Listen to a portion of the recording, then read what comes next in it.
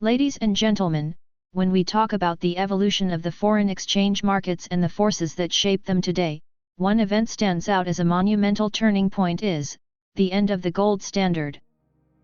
This moment in history redefined the way currencies function and paved the way for the modern, dynamic Forex environment in which all of you operate.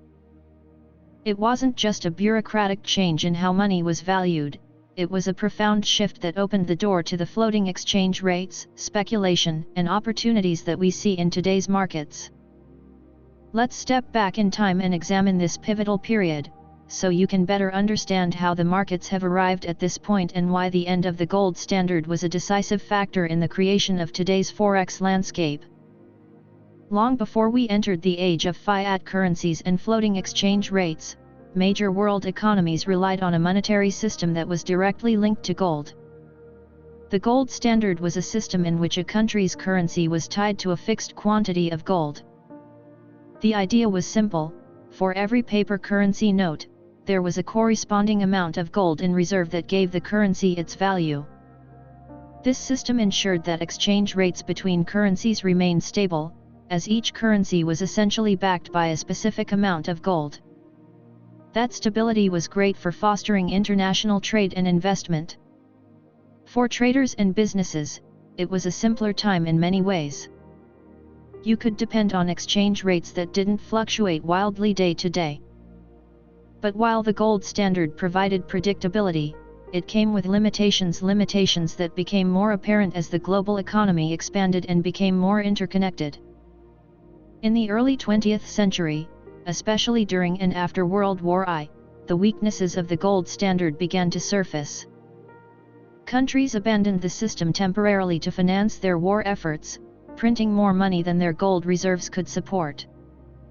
This led to inflation, economic instability, and the realization that rigidly adhering to the gold standard during times of crisis might not be practical.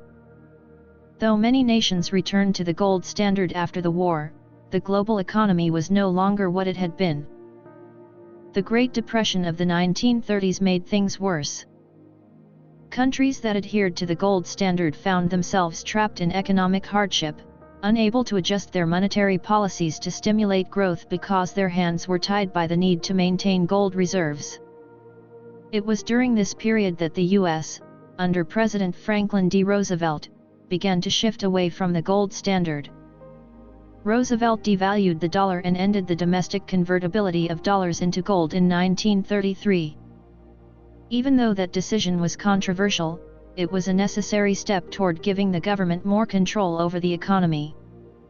But the global gold standard wasn't dead yet. It limped on for a few more decades. After World War II, as global leaders sought to rebuild and stabilize the international economy, they recognized that some form of monetary order was needed. This led to the creation of the Bretton Woods Agreement in 1944, a system designed to strike a balance between the rigid constraints of the gold standard and the need for more flexibility in monetary policy. Under Bretton Woods, the US dollar was pegged to gold at a fixed rate of $35 per ounce, while other currencies were pegged to the dollar. Essentially, the US dollar became the world's reserve currency. Countries agreed to keep their currencies within a certain range of the dollar's value, and the US committed to exchanging dollars for gold on demand. For a time, this system worked well enough. It provided stability, allowing countries to trade and invest with some degree of certainty about exchange rates. But Bretton Woods wasn't a permanent solution. By tying the dollar to gold, the system still required the US to maintain massive gold reserves, which would eventually prove unsustainable. By the 1960s, the cracks in the Bretton Woods system were becoming more and more apparent. The US economy was facing mounting pressures from several fronts. The Vietnam War and the cost of various domestic social programs were stretching the country's finances thin. At the same time, other economies, particularly in Europe and Japan, were growing stronger, creating a trade imbalance that further strained the US dollar. As the world watched the US struggle with inflation and trade deficits, confidence in the dollar began to wane.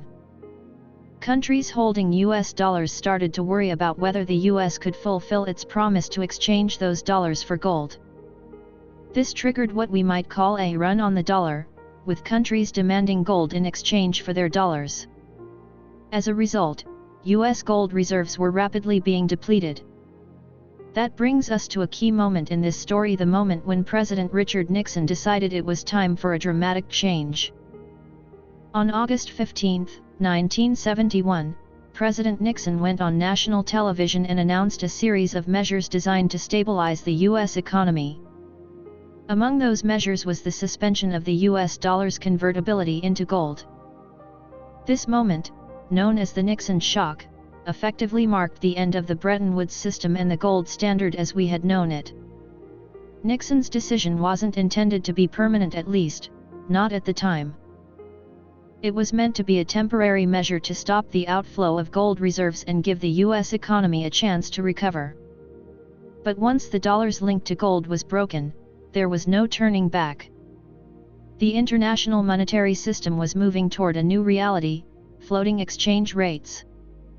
After the collapse of the Bretton Woods system in 1973, currencies were no longer tied to fixed rates or gold. Instead, they began to float freely against each other based on supply and demand in the global markets. This is the world you operate in today, a world where currencies are traded based on market conditions, geopolitical events, economic data, and investor sentiment. The transition to floating exchange rates changed everything.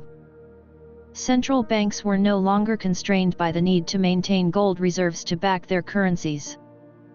They could now use monetary policy tools more flexibly to manage their economies. Interest rates, money supply, and inflation targets became key drivers of currency values. Governments and central banks had the freedom to respond to economic challenges in ways that were simply not possible under the gold standard. For traders, this new system presented both opportunities and risks. On the one hand, floating exchange rates introduced volatility into the markets. Currency values could fluctuate dramatically in response to economic data, political events, or market sentiment. On the other hand, this volatility created opportunities for profit. Speculators could take advantage of short-term movements in exchange rates, while long-term investors could hedge their positions to protect against currency risk. The introduction of floating exchange rates also led to the development of new financial instruments and markets. Currency futures, options, and swaps emerged as tools for managing risk and capitalizing on market movements. Forex trading, once the domain of governments and large institutions, began to open up to individual investors, laying the groundwork for the highly liquid, fast-paced markets we see today. While Nixon's suspension of gold convertibility in 1971 was a major turning point, it wasn't until 1977 that the final nail was driven into the coffin of the gold standard. That year, the U.S. Congress passed legislation that officially prohibited the redemption of U.S. currency for gold, effectively severing the last formal tie between the dollar and gold.